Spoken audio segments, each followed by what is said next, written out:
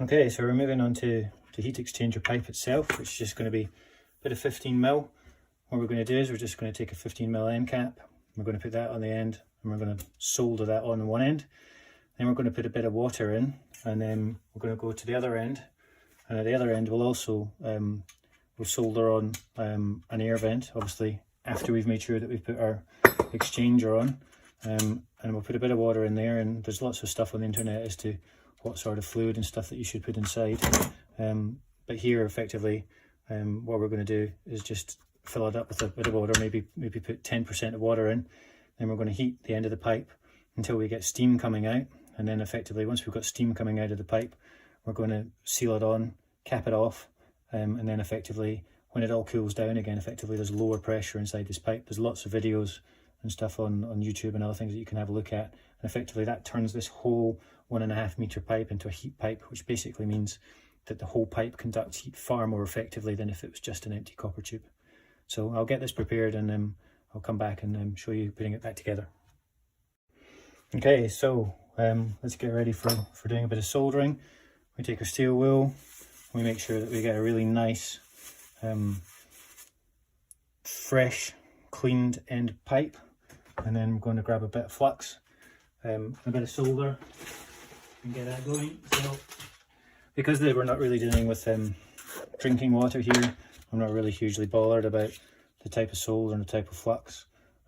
Just going to put a little bit of flux inside the end cap, and a little bit on our pipe as well, and then effectively our end cap just goes on. I'm going to get a torch, and we're going to basically heat it up, make sure that it's all boiling off nicely and the solder's all good.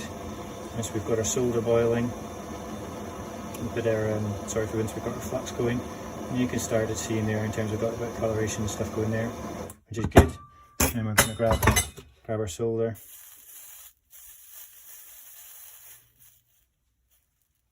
there we go, and just going to put a bit more heat in there. You see it flows straight in. We've got hopefully you can see that we've got the solder flowing all the way around. And then I always just like to clean off my joints, get the flux and stuff, the excess flux away. So we've got a nice clean joint. And here we go, we've got one end cap soldered onto our pipe. Okay, so one of the other bits that we're thinking about for this project is just using some 2 litre, these are just mineral water bottles from the supermarket. And I guess my plan is to effectively use the centre of these and put a 15mm pipe basically through these, so ultimately the heat pipe will centralise inside the bottle. So I guess what we want to do is make sure that when we've got our heat coupler, exchanger, etc. inside, we don't really want it too close to this curved bit, because we want to try and cut a hole in here that will come out. So the dimension that we're interested in here probably is from the top of the bottle down to about here for the top of the heat pipe. I mean, again, we don't have to be too exact, but effectively what we're looking at there is around about, let's call it say 13, 14, maybe let's call it, yeah, actually the top's there, let's call it 10 centimeters, right?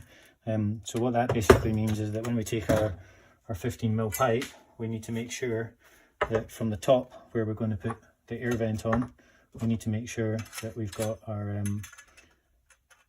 fitting on, and then we've got our 22 exchanger, and we've got our top bit, and then we want 15 centimeters before and that. So it's pretty critical that we get all those bits on, right? So let's just check that we've got that roughly in the right place. So again, I said around about 10-15 centimeters. So effectively we'll just push that back up a bit, so that effectively we're about there, and effectively then we're good. So that's where we want it. So the plan there being that ultimately when we get to, we'll cut off the bottom of this bottle and we'll put the lid back on it, that this thing will basically sit inside the bottle, and we obviously have to get the water in and out, and we'll cut some bottles together to cover the whole length of the heat pipe.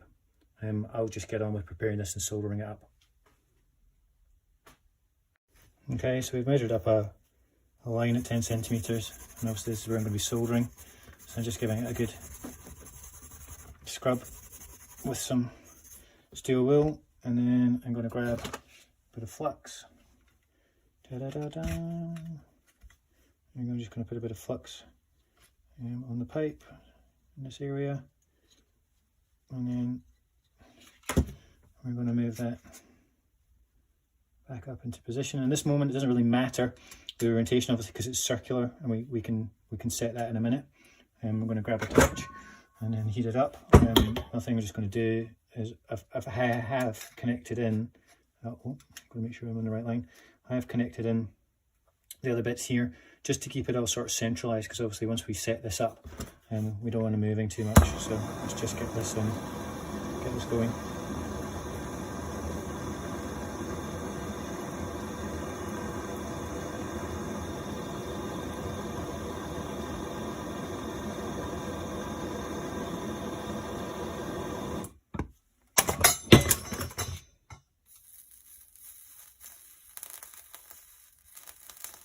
Okay, also need to get it off. It's kind of hard to do with just one hand.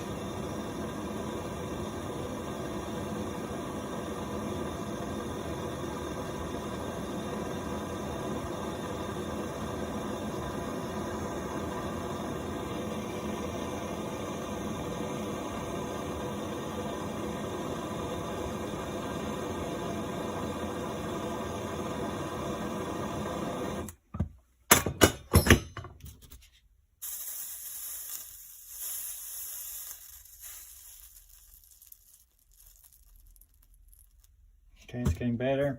So they're starting to take.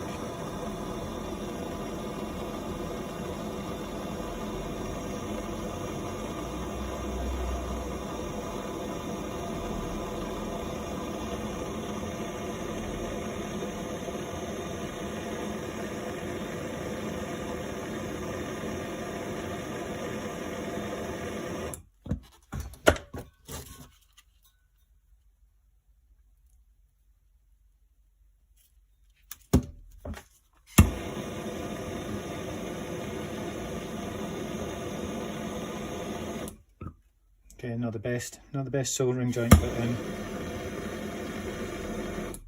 pretty hard with one hand. Okay, so let's put on the air vent at the top again. It's just a 15 mil. For these, because there is a little bit of rubber, there's a little rubber valve inside this. I'm going to suggest that basically we take that off, because we obviously don't want to burn that up too much. Again, we've cleaned that up. We'll give this a little bit of a rub, get some flux on it, and get this soldered up again as well. So let's put a bit inside there, a bit around the pipe. Yeah, the van's still a bit hot from the last solder. I'll go over on, and a good twist, and then I'm going to basically see if I can turn this up so that we can use a bit of gravity to get our burn torch. Obviously there's a burn mat here, assuming that you can see that in the picture. Yeah, you can. And then we're going to heat it up.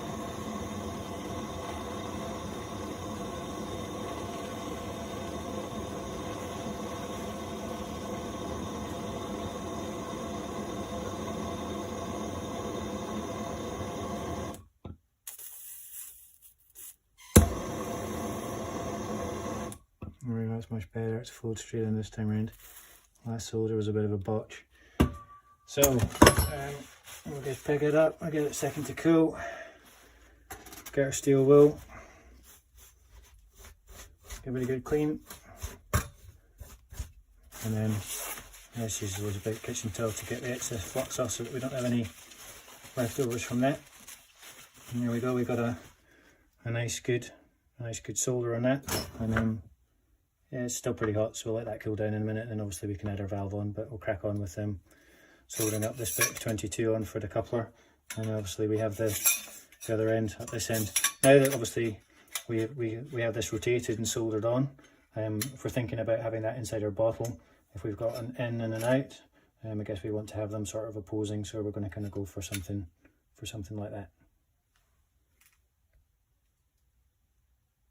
Okay, for this one, we've rubbed this up with steel wool, we've got our flux in, I'm not too worried about this top one yet. We'll do that in a minute. But let's get this one running.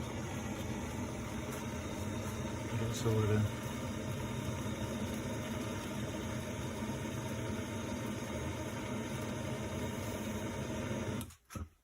Just got a bit of flux on the end there.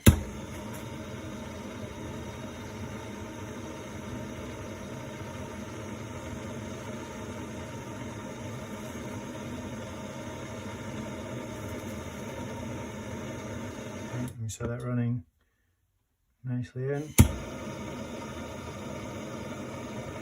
There we go, so that's a good one. Quite happy with that. So that's running, same thing, we'll rub it off, bit of steel wool, and tidy it up. And then it's all looking good.